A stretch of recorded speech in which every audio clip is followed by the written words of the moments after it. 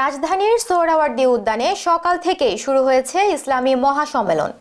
সম্মেলনে যোগ দিতে দেশের বিভিন্ন প্রান্ত থেকে সর্বস্তরের ওলামারা রাত থেকেই উদ্যান এবং এর আশপাশে জড়ো হওয়া শুরু করেছে। দাওয়াত ও তাবলিগ, মাদ্রাসায়ে কওমিয়া এবং দ্বীনের হেফাজতের লক্ষ্যে এই সম্মেলন করা হচ্ছে। ফজরের নামাজের পরপরই জমায়েত হতে শুরু করেছেন আলেমরা। বিস্তারিত জানব প্রতিবেদনে।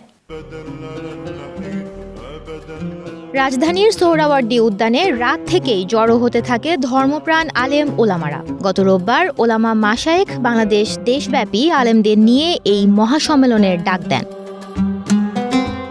সকাল ৯টা থেকে দুপুর ১টা পর্যন্ত চলে আলেম ওলামাদের এই সম্মেলন। এ সময় দেশব্যাপী আলেম ওলামাদের সাদপন্থী তাবলিগ জামাতের ব্যাপারে সজাগ থাকার আহ্বান জানান।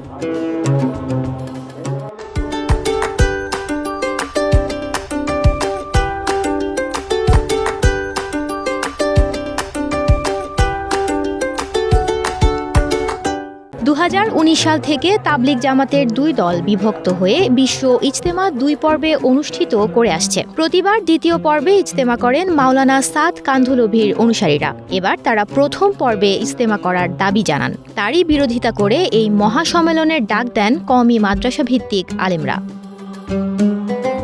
সকালে সোহরাওয়ার্দী উদ্যান ও এর আশেপাশে ঘুরে দেখা গেছে তিল পরিমাণ জায়গা নেই। ঢাকা বিশ্ববিদ্যালয়ের বিভিন্ন স্থানেও আলেম ওলামাদের অবস্থান নিতে দেখা যায়। দেশের বিভিন্ন স্থান থেকে তারা এসেছেন শুধুমাত্র এই মহাসমাবেশে অংশগ্রহণ করার উদ্দেশ্যে।